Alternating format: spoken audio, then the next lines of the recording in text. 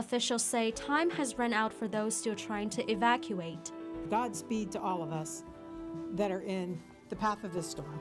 Now at 6:30, how can you help those impacted by the storm? Plus, the candidates running for a seat in the Ohio House of Representatives answer key questions as Election Day quickly approaches.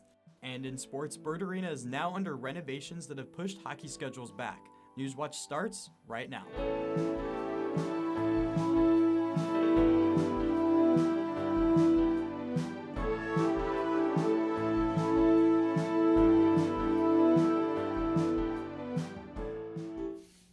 You're taking a live look at Tampa, Florida, where strong wind and rain from Hurricane Milton's outer bands arrive along Florida's Gulf Coast. Our team of forecasters say Hurricane Milton will make landfall tonight as a powerful Category 3 storm. Thanks for joining us. I'm Rosie Wong. And I'm Sullivan Beach. Officials say the time to evacuate has now passed, and their advice to anyone riding out the storm, stay alive and good luck. Lee Waldman is in Tampa and brings us more on the final warnings from officials. The time to evacuate has come and gone. Now officials are saying if you're still here in Tampa, you need to be hunkering down. The rain is unrelenting. We're already starting to see flooding in the streets. The conditions are deteriorating as Hurricane Milton treks towards Florida. This is it, folks. Hurricane Milton's outer bands are lashing the Florida Gulf Coast, and it only gets worse from here. It'll keep picking up hour after hour. You will be on your own. Other state officials echoing the same ominous tone. When you figure it out, like, hey, I shouldn't be here. Hey, I need help, and help's not coming. It's going to take us hours, if not days, to be able to come to you. Final calls for preparations and evacuations switch midday to ones of try to stay alive. Make sure you have a life preserver handy. Make sure that you have plenty of supplies with you because you may be stuck in your home. Milton's winds are whipping up tornadoes with at least 2 spotted Wednesday in Hendry and Broward counties. No matter where you are, you will experience the power of this storm. Despite the catastrophic forecasts, some storm veterans are staying put on barrier islands. If we were to lose a pylon and the house wasn't sturdy, that scares me the most. But not scared enough to leave. We certainly fear the storms and the hurricanes. We just choose to ride it out. As the evening hours approach, the wait begins for what's on the other side. FEMA is ready. We have hundreds of state search and rescue personnel embedded in the potential impact sites. Godspeed to all of us that are in the path of this storm. Reporting for Newswatch, I'm Lee Waldman in Tampa, Florida. Federal officials are still preparing for Hurricane Milton as it barrels towards Florida. President Joe Biden says Hurricane Milton is looking like the storm of the century. The White House has already approved Florida's pre-landfall emergency declaration and deployed federal personnel for search and rescue efforts. Officials have also ramped up efforts to clear debris from Hurricane Helene, which hit the state 2 weeks ago. Military personnel. Reporting in Washington, I'm Julia Benbrook. President Biden says he is worried about misinformation being spread about the hurricane response efforts. He says the federal government will be there to help respond efforts. Back here in our area, people are doing what they can to help those impacted by Hurricane Milton and Helene.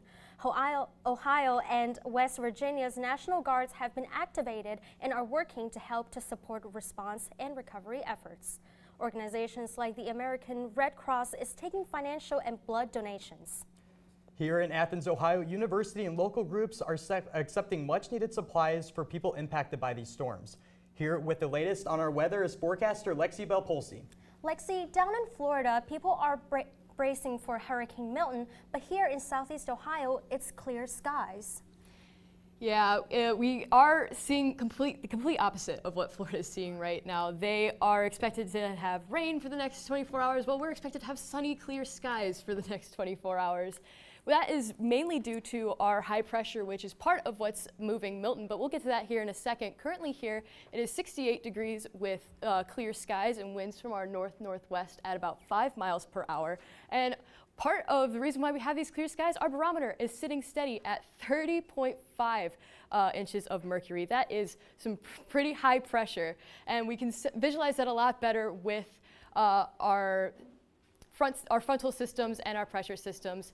Here, high pressure all around. So what I want to highlight is this ridge here, as well as this stationary front. This is what is pushing Milton in a sort of a weird way. Mostly hurricanes will go more from east to west. Well, Milton has started in the west and has gone east, and that is because of this ridge here. But fortunately, we will not be expecting any sort of impacts from Milton as it goes through Florida and, like I said, gets pushed out more into the Atlantic. Well, today we had a high of 71 with sunny skies and a low of 39. And tonight we are expected to see those beautiful clear skies continue with that low of 39 and tomorrow's sunrise being at 7:32 a.m. We'll take it back to Rosie at the desk. Thank you, Lexi. Voting in this year's election is officially underway, and the candidates in the race for Ohio's 95th House District are making their case to voters. Newswatch reporter Reese Thompson was at the event and joins us live in studio with what the candidates had to say.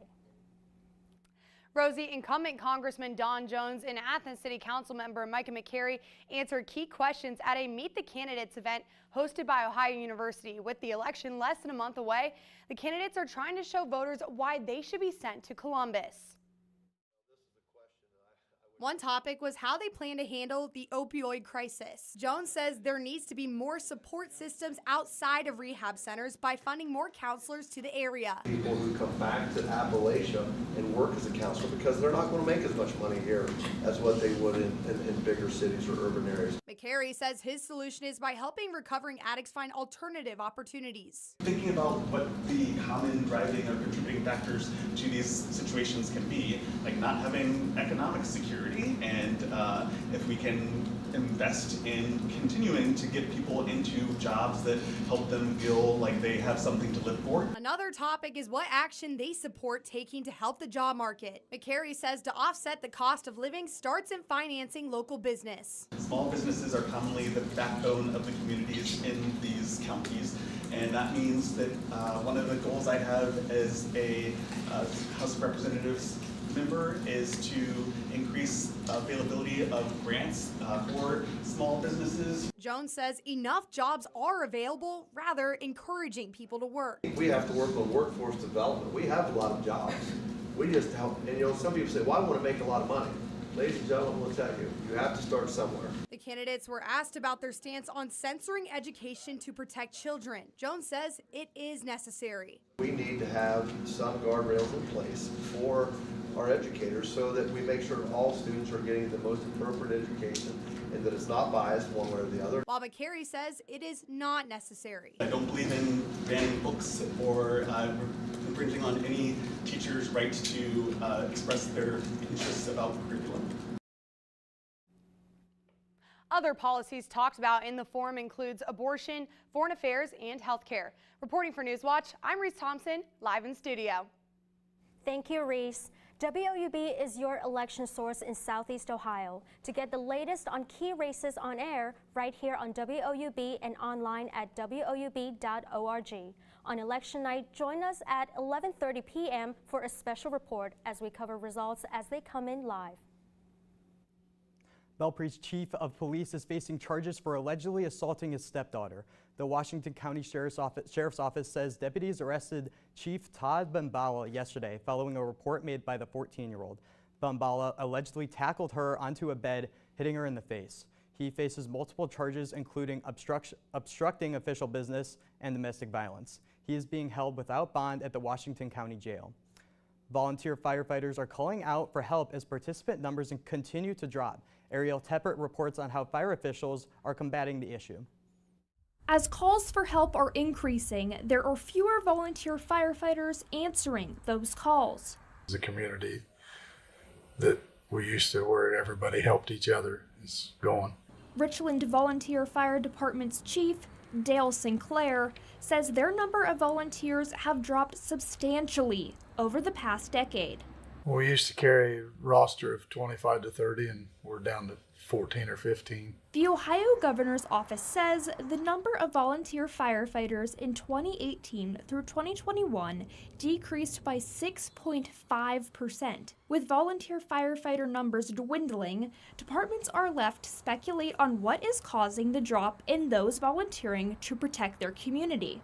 These days, a lot of people are just thinking about surviving, so they just kind of think about their own needs. Richland Volunteer Fire Department's captain, Diane Sinclair, says people's priorities are changing. Some of it is financial motivation, some of it's just a sense of self and a sense of serving others, and they don't get a whole lot from that. So, recruiters are trying new ways to stop the downward trend. Josh Lewis, Ohio's Volunteer Fire Service Coordinator, hopes Ohio's Make Me a Firefighter campaign is one way to bring people back to the firehouse. We've got ads on digital media, on cable television, directing people to Make Me a Firefighter, where they can get connected with their local fire departments. It's just a way to close that gap between the individual that maybe wants to volunteer or wants some questions answered and finding that fire department. Finding a way to keep a fire department going and hopefully also build a strong sense of community.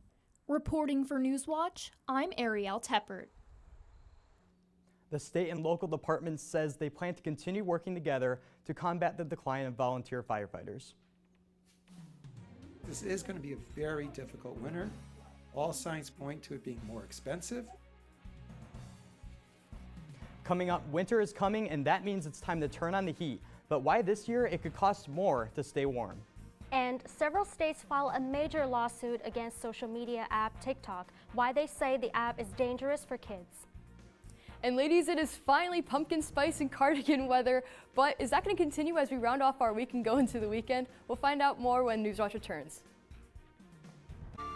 In the 20th century, young Latino activists fought for their civil liberties. Who said we've had enough of racism and abuse. When people fight and begin to win, that changes consciousness. I had this anger inside of me, but I never knew what to do with it until I learned how to organize.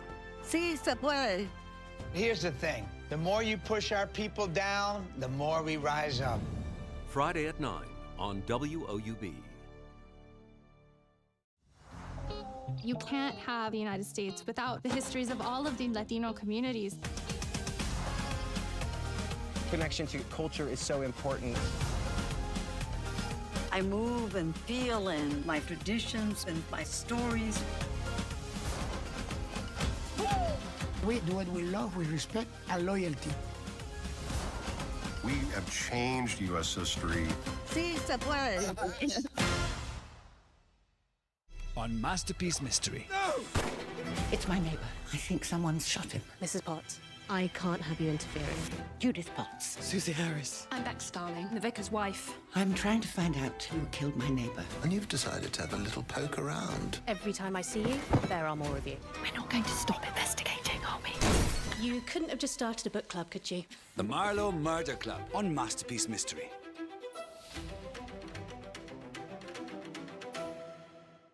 You were my #1 suspect. Glad to hear it. You think you know a little more than you're telling us.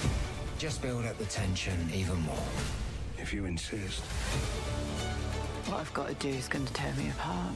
You helped us get to the truth. Whatever happened here, it wasn't what we think. We're searching for a killer. Hidden threat, betrayal. There's got to be a connection. Sunday on WOUB.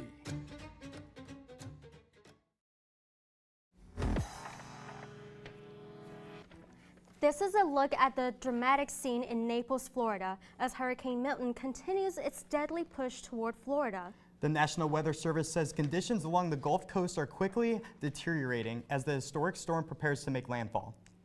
Here is forecaster Lexi Belpolsi. Lexi, we're just moments away from landfall. What is the latest on the storm? Yeah, so throughout today, this storm has just shown characteristics that are completely uncharacteristic of a usual hurricane. You know, you get your tornadoes, but there have been well over 100 tornado warnings throughout South Florida. It honestly makes me feel like I'm watching more of a severe weather outbreak in Oklahoma than anything, with massive wedge tornadoes and as well as hail, which is extremely uncharacteristic. But showing up on your screen now is the National Hurricane Center's cone of uncertainty for Milton. Right now, landfall is expected late tonight, early tomorrow, about that 1 a.m., 2 a.m. Time frame, and should be out of the way at about 2 a.m. Friday.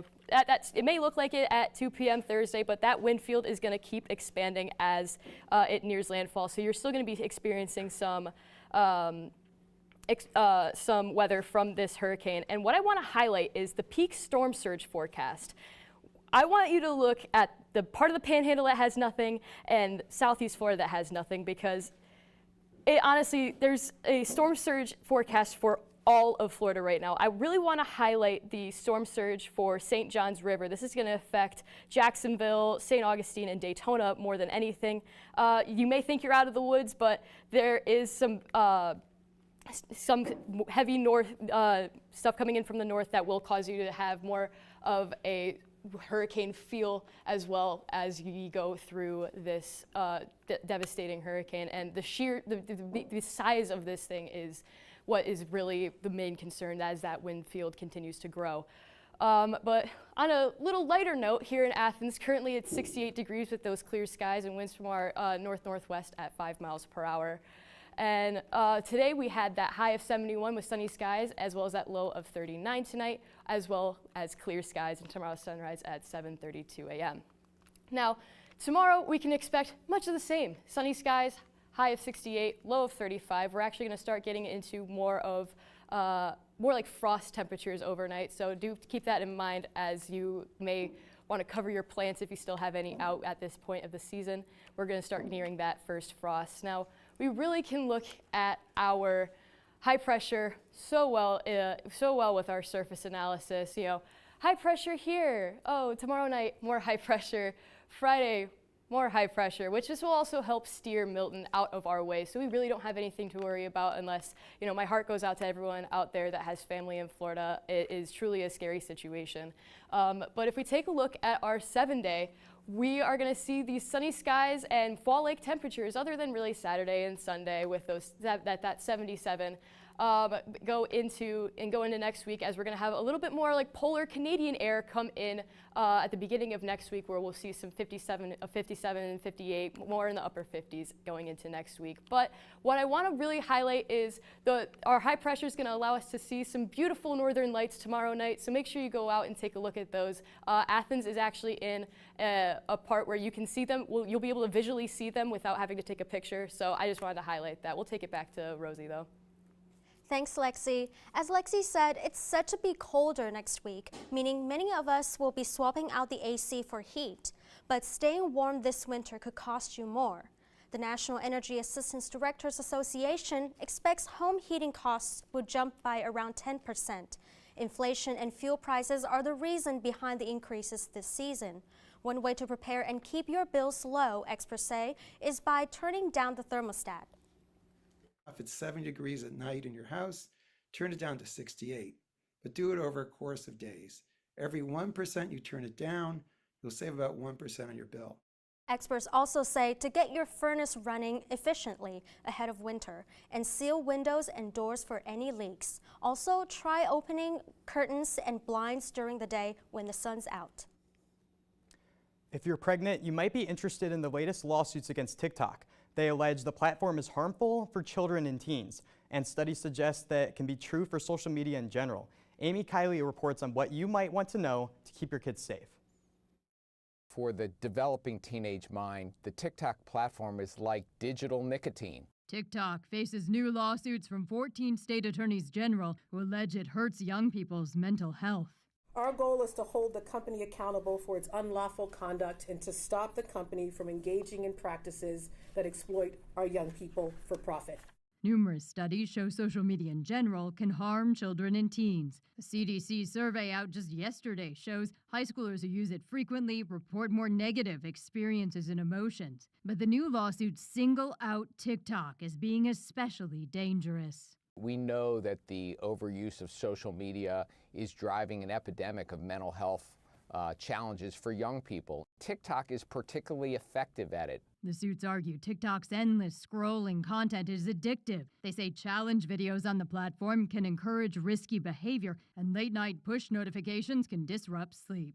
It's intentional design choices that trap young people's time and attention and hurt them in the process. TikTok says it's proud of its efforts to protect teens. It says it removes underage users and employs safeguards. TikTok hasn't been straight with the public, with parents, with children, in overstating its safety features when it knows, in fact, that the safety features don't work. I'm Amy Kiley reporting.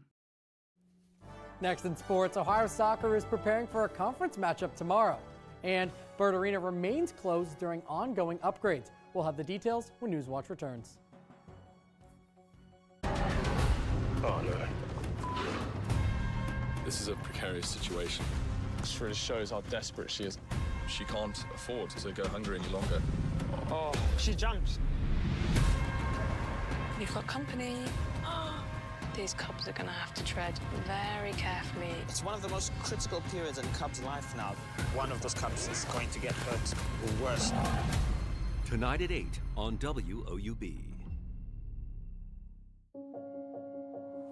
I hear the echoes all through the meadows. Breathe in and let go. That sweet surrender. I've been running, running all through the night.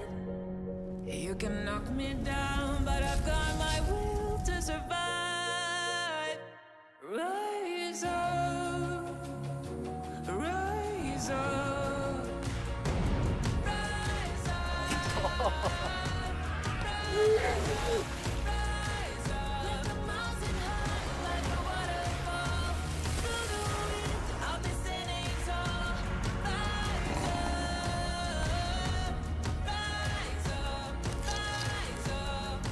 Together, we can make real change happen. Buddy, go! We're preparing for district now. This is what I wait for We the People. I'm the type of person, I'm not nervous, I got this, until I'm in the hot seat. You're gonna have to give them the impression that you know what you're talking about. Guys, I'm actively peeing my pants right now. The judges caught some of the units off guard. The judiciary placed a large It's a lot of pressure. Tuesday at 9 on WOUB.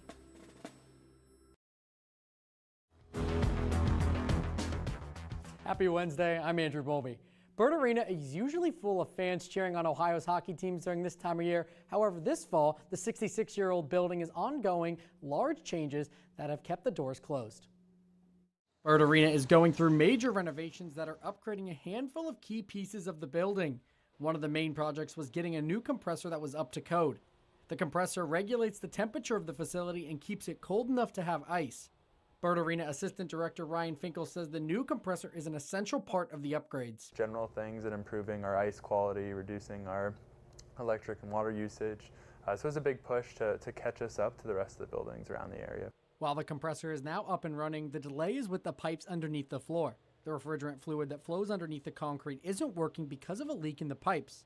The arena's lighting also saw a big change, with new LED lights installed above and a paint job on the building's rafters. Until the floor is ready, however, Ohio's Division I and II teams are without a home, and Finkel says there is another group of people who have been affected. The community right now is facing the biggest impact. Not having that external activity to come and do and be able to ice skate, or learn to skate programs or learn to play hockey, and then our youth hockey and freestyle programs have really taken a hit. The nearest rinks outside of Athens are located in Columbus, Ohio and Charleston, West Virginia. Both are over an hour away, and our locations Barry Schutte has taken the Ohio Division I team to practice. We've been focusing on the controllables. That's been my message to the team is don't spend all our time and energy on the uncontrollables, which is the fact that we have no ice. The Bobcats have moved all practices to the aforementioned cities and have also had to either cancel or reschedule games in the first half of the season. For now, the seven-figure renovations are expected to continue until mid-November, but Schutte knows when it's done, the team will be able to return to a sense of normal. Bleep on the radar when it's all said and done, and that's what we're focusing on. Hopefully the second half of this year will be us playing a normal schedule, and working towards a national championship in the spring. How we got there in the fall, well, hopefully that'll be a distant memory. Ohio's weekend series with Utah that was originally scheduled for this Friday and Saturday has been postponed. The Ohio soccer team is preparing for a conference game against Eastern Michigan tomorrow. The Bobcats enter the match having gone unbeaten in each of the last 9 games, including the entire conference schedule so far. For Eastern Michigan, they have been without a MAC win until this past Sunday, and they defeated Miami 1-0. Kickoff is set for 4 p.m. at Chesapeake Field tomorrow. Let's take a look at the Mid-American Conference standings. Ohio sits in a tie for 4th, trailing Western Michigan, Buffalo, and BG at the halfway point of MAC play. Central Michigan and Kent State separate the Bobcats from Eastern Michigan, who sits in the middle of the pack at 7th. Then after the Eagles, there's a 3-way tie for 8th. That's all the time we have for sports. We'll be right back with more news right after the break. For more than 70 years, WOUB Public Media has been the place where people in our region turn to learn how stories of the past ignite the imagination of the future. It's where information, entertainment, and education work together to inform, enlighten, and inspire generations. It's the place where the community gathers to hear and see our world in new and innovative ways. WOUB, the public media you trust that's worthy of your support. From the beginning, then. I saw the ghost! You have any proof of that? Something terrifying has happened. Very promising.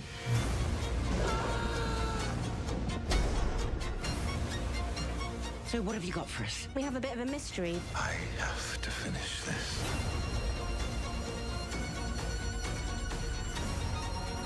So what have you ladies been up to today?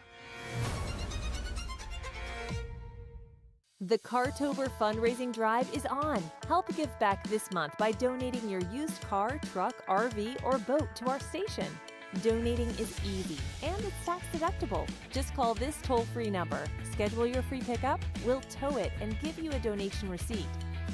Can't donate a car? Spread the word by telling your friends or family.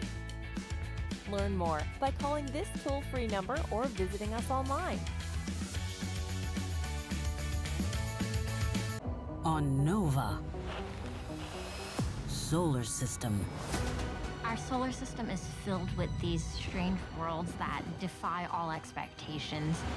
The images were shocking. It doesn't seem to follow any of the rules. And sometimes we don't understand which rules can be broken. Strange worlds. On Nova. Tonight at 9 on WOUB.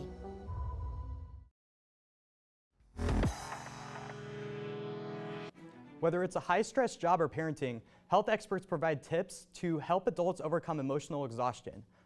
Doctors say emotional exhaustion is when your feelings become overwhelming. This can lead to symptoms like anxiety and a lack of focus. There can also be physical symptoms like fatigue and headaches. To avoid becoming emotionally exhausted, experts suggest finding a method to manage stress. Doctors say it's also important to eat a healthy diet and exercise regularly.